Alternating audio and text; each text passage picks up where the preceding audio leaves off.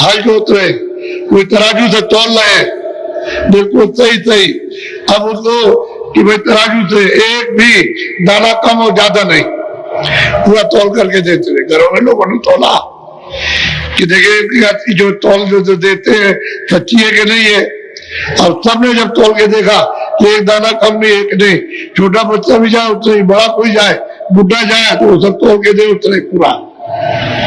तो उनको कौन पहचानेगा? ये सब उनको कहे ये तो बनिया व्यापारी है, और सब लोग कहते ही थे व्यापारी है, बनिया है, कोई नहीं जानता।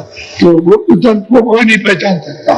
वो जो प्रकट होते हैं वो उनको जानते हैं क्यों कैसे होते हैं, और पूरे, क्योंकि ये सब वहां मिलते हैं जाकर के, रोज जाते हैं दरबार में, उस सत्यदेश में रोज मिलेंगे, और फिर वहां से आएंगे तो गुप्त भी मिलते हैं और प्रकट भी मिलते हैं, लेकिन वो गुप्त हमेशा रहेंगे और प्रकट काम करेंगे जीवों का। और वे प्रकट पा गए तो कहते हैं स्वामी अगर तुम्हारी कृपा हो जाएगी और दया हो गई तो आपने हमको बचा लिया। दया कृपा नहीं होती हमको, हम लोग बस मिलती नहीं, हम बचते नहीं। और ये जो दिखाया आपकी कृपा ही से देखा, बिना आपकी कृपा के नहीं होता। बोलो। माना कहाई जोरी दो हाथा, चरणन माही डारी काए माथा। कहते बस दोनों हाथ जोड़ के चरणों में गिरे, उनको प्रणाम किया, तब सुना दिया, उनको प्रणाम किया। बोलो। स्वामी हम कीन्ही अजबूती, मारन काज कीन मजबूती। कहते स्वामी हमने जो कुछ भी किया है वो तो आपके लिए बहुत बुरा किया था, ये हमको नहीं करना था, लेकिन हमसे बन गया क्योंकि हमको इतना ज्ञान नहीं था जो हमने आपके साथ में किया। और वो जो हृदय थे जो राजापुर में जिनको पूरा मिल गया था, वो उन्होंने तो इनको सबने मारा, उनको पीटा, लेकिन वो कुछ बोले वाले नहीं, चुपचाप खड़े रहे। कह लगे तू उनका चेला है और हम तुमको देखेंगे जान से मार देंगे, तो कितने लोग यही खत्म कर दो इसको। ये दशा रही उत्तर प्रदेश, और उनके लिए ये देखिए दया। बोलो। तुम दयाल कछु स्वाल न रहा भाखा, मन से द्रोह कछु नहीं रहा। दयालु हो, आपने मन में तो कुछ रखा नहीं और कोई हमारे साथ कोई द्रोह नहीं किया। हमने तो बहुत किया लेकिन आपने कुछ नहीं न मन में रखा। हमारे स्वामी जी महाराज, एक औरत आई, हम भी वही थे, तो उनको गाली गलौज करने लगी। स्वामी महाराज जंगल में चले गए थे, तो वहां से एक गाय थी, उसको इतनी घास लाते थे, ज्यादा नहीं, तो सुबह चले जाते थे और जंगल में पता नहीं क्या करते रहे, और करीब 12:30-1 बजे आए, तो गाली गलौज कर रही थी कि तो उन्होंने घास रखी और उसकी तरफ देखने लगे, कुछ गाली वाली दे रही, तो उन्होंने जेब में हाथ डाला इधर से, तो उसमें तो कुछ मिला नहीं, कुर्ता टंगा था सामने, तो उसको झड़ियाया, उसकी जेब देखी, तो किसी ने पूछा कि स्वामी जी क्या ढूंढ रहे? कह लो जो उसने दिया उसको देख रहा हूँ कि ये कहाँ रखा हुआ।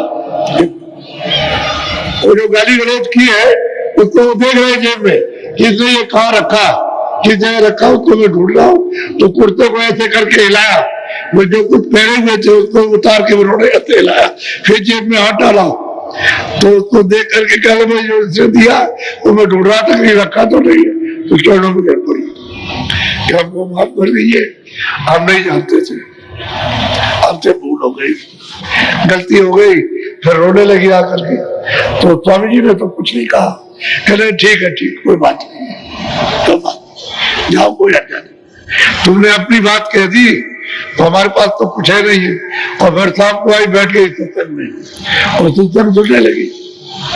तो कहने का मतलब यह है कि महात्मा किसी की बात को लेते नहीं है, न मन में देते न बुरा मानते, वो जो कुछ उसके पास है उसी का आह्वान कर रहा, उसी को बाहर निकाल रहा।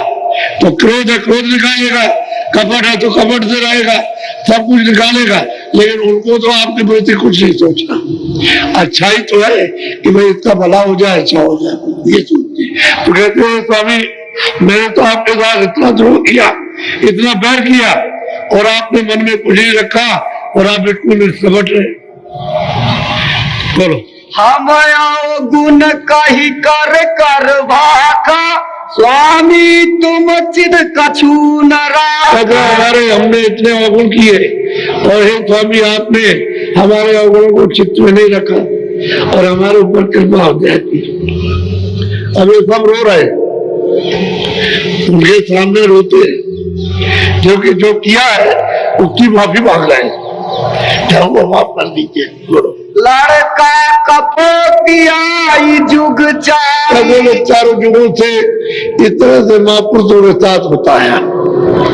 उसने तो कहा कि महाराज क्या करें, करे तो क्या करें, बुद्धि नहीं है, विवेक नहीं है, अच्छे हमारे कर्म नहीं है, कर्म का जो कुछ आता है वो भी अच्छा नहीं है, बुद्धि हमारी जो है हम अहंकारी घमंडी है और लोभी लालची, तो हम तो थोड़ी चारों जुगों से चलता है।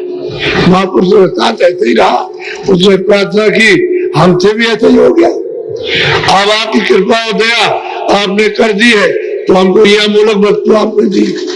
चलो। संत जगत दो के माई, यही विधिया अंत चली आई। जगत भी यही है और संत भी यही आते हैं, वो भी मनुष्य शरीर में रहते हैं और सारे प्राणी भी मनुष्य शरीर में है और वो भी पहचान नहीं पाते उनको, इसलिए उनसे विरोध करते हैं। तभी तो कहते हैं नास्तिक है, मुसलमान कहते हैं कि काफिर है फकीरों को, फकीर में तो वहां पहुंचे होते हैं और हिंदू अपने के संतों कहते हैं नास्तिक, इसलिए उनसे अलग रहते हैं, वस्तु नहीं ले पाते। ये तो आपको उनका रहन सहन और उनका मिलना, अविश्वास और विश्वास, जहाँ प्रेम नहीं था प्रेम होना, जहाँ नहीं सत्य था वहां सत्य होना, अब ये सब चीजें आपके सामने रखी। तो महात्मा तो देते ही है, वो क्या करते, वो तो कुछ मतलब ये है कि आपके साथ में अनर्थ नहीं करते, उन्होंने तो दिया ही, अब ये चीज अमूलक दी है, पार उतारा। इसके बाद जब चल पड़े तो घर पहुंचा देंगे, अब आगे चिल्लाएंगे कि हम घर पहुंच गए, पूछा देंगे घर जहाँ अपना देश है जहां से आए, जिस देश से, जिस सत्य देश से, जिस सतलोक से जीवात्मा है ये सब उतारी गई और ये 16 सूत्र उतार करके जिनको रात दिया और हमको दे दिया, ये सब बताएंगे और सब देखोगे कैसे कैसे रचना का विस्तार हुआ। तब आप से अंत से आज तक तब समझ में आता है। तो महापुरुष तो सब जानते हैं, उनके आंखों में कुछ छुपा नहीं है। अब मैं आपको नामदान दूंगा, आप इसको लीजिए क्योंकि नए लोग आ गए और काफी भीड़ बढ़ गई है।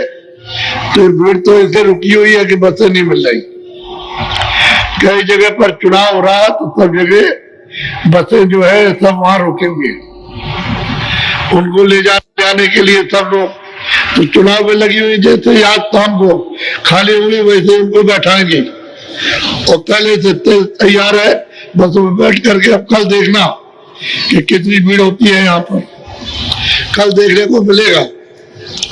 और अभी दिन भर चलेंगे, रात भर चलेंगे और कल दिन भर चलेंगे, भीड़ तो देखने को आपको मिलेगी।